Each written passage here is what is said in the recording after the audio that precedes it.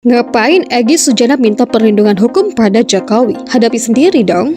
Egy Sujana ditetapkan sebagai tersangka makar oleh Polda Metro Jaya karena diduga dia memprovokasi orang untuk melakukan gerakan makar, turun ke jalan untuk menurunkan atau untuk melawan pemerintah yang sah. Kemudian Egy Sujana ditangkap dan melakukan gugatan ke pengadilan. Gugatannya tidak main-main, meskipun bagi saya lucu. Gugatannya adalah menurunkan Presiden Joko Widodo karena dianggap tidak kapabel menjadi presiden. Saya tahu, sangat tahu. Kemudian setelah dilakukan pemeriksaan ya selesai, penyidik akhirnya penyidik memberikan surat perintah penangkapan ya, kepada tersangka saudara Egy Sujana. Gitu. Surat perintah penangkapan sudah diberikan kepada istrinya ya, kemudian juga sudah menandatangani surat perintah penangkapan tersebut ya. Jadi dalam antarasi penyidikan ya, yang bersangkutan kan kita panggil sebagai tersangka, itu kemudian kita lakukan penangkapan ya. Sangat janggal dan aneh sekali. Karena apa? Masa penangkapan di ruangan kan begitu. Kalau yang namanya penangkapan kan biasanya di luar daripada ruang penyidik kan gitu. Ini nggak ada yang mau lari. Siapa yang mau lari? Ya datang, dia kooperatif, ya kan. Dan dia tidak pernah menghindar daripada pertanyaan-pertanyaan daripada penyidik kan begitu. Jadi dengan adanya surat penangkapan tersebut, kita sangat kecewa sekali ya dengan pihak penyidik ya. Ada juga Egy Sujana yang tampangnya kadang-kadang lucu pakai kacamata hitam. Orang kacamata hitam kan serem, ini enggak. Kayak apa ya? Kayak tukang urut lah. Kalau saya lihat apa? Kayak bayi gorila lah, ngangloh. Enggak ada seremnya. Jadi enggak ada wibawanya. Dulu tuh saya masih melihat Egy dulu masih ada dulu masih kritis. Kok lihat kemarin ini apa? Makin nggak jelas. Pertimbangan-pertimbangan yang signifikan yang bisa menurunkan Presiden Jokowi dan impeachment kepada presiden menurut undang-undang dasar kita dan undang-undang yang ada tidak mudah, apalagi dilakukan oleh seorang oposan yang nuansa sakit hatinya sangat kental.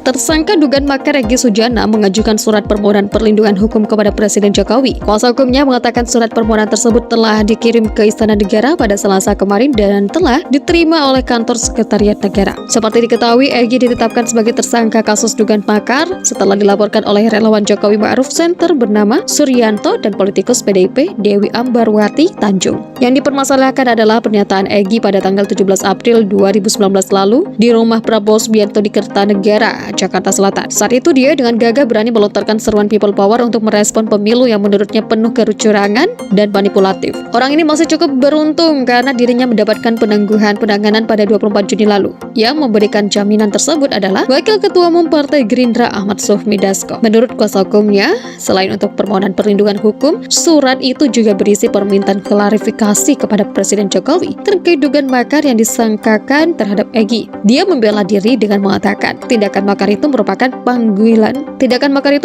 penggulingan terhadap pemerintah yang sah. Kan kata penyidik saudara Egy telah melakukan makar. Kita tanya langsung ke Pak Presiden apakah memang telah merasa digulingkan? Kalau tidak ya kasusnya kita minta dihentikan, ungkap Alamsyah. Apabila Presiden tidak pernah merasa digulingkan oleh perbuatan Egy, kami mohon perlindungan hukum. Kemudian berkenan memerintahkan Kapolda untuk menghentikan penyidikan terhadap saudara Egy. Katanya lagi, ketakutan juga ya sampai harus meminta perlindungan hukum kepada Presiden. Halo, Presiden tidak berhak menginterupsi kasus hukum. Siapapun tidak berhak dan punya wewenang untuk melakukan itu.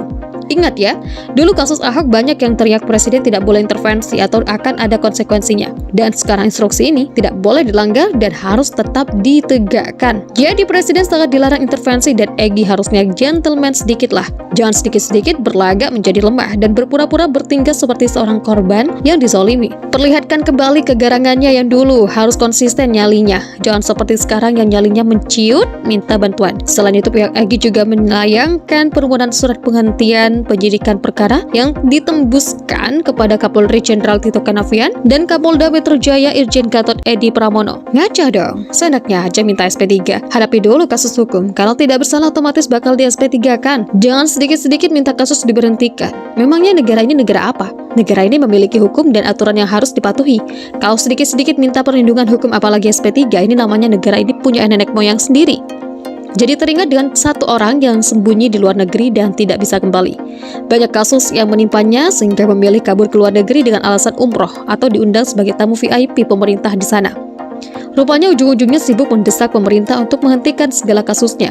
Orang biasa rasa presiden atau pemimpin ngomong sesuka hati, menghina sanak jidat, dan sekarang minta semua kasusnya dihentikan. Tampak jelas dia ini mau kebal hukum karena memakai atribut agama dengan jumlah pendukung yang banyak. Intinya mereka hanya berani di kulitnya saja. Isi dalam ternyata penakut dan pengecut, plus sangat tidak punya malu. Mereka begitu percaya diri dan tak tahu malu, meminta perlindungan hukum dan dihentikan kasusnya. Pada akhirnya, semua orang di gerombolan tersebut akan jadi penakut juga. Semua akan menciut nyalinya pada waktunya, dan sudah banyak contohnya sampai detik ini. Kalau bisa begini, semua kriminal, orang jahat, koruptor, dan yang melanggar hukum bisa mengajukan perlindungan hukum kepada presiden atau mendesak kepolisian menghentikan kasus hukumnya. Mereka semua bisa seenaknya teriak kriminalisasi, menuding pemerintah otoriter mirip zaman Orba. Enak banget. Memangnya negara ini punya milik sendiri sehingga bisa keluar-keluar dan mengatakan apapun sesuka hati?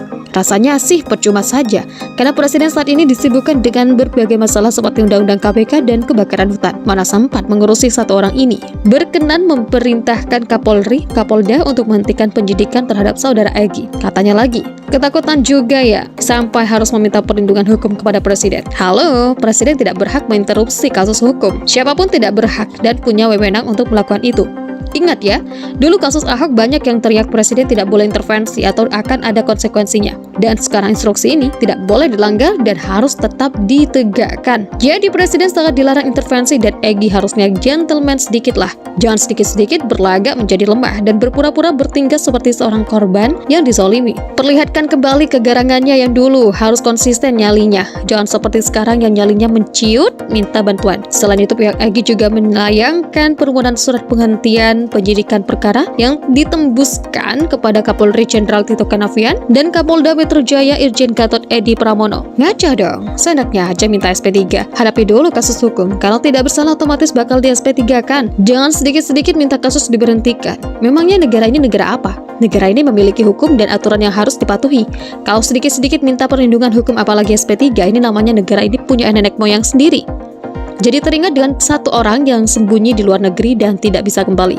Banyak kasus yang menimpanya sehingga memilih kabur ke luar negeri dengan alasan umroh atau diundang sebagai tamu VIP pemerintah di sana.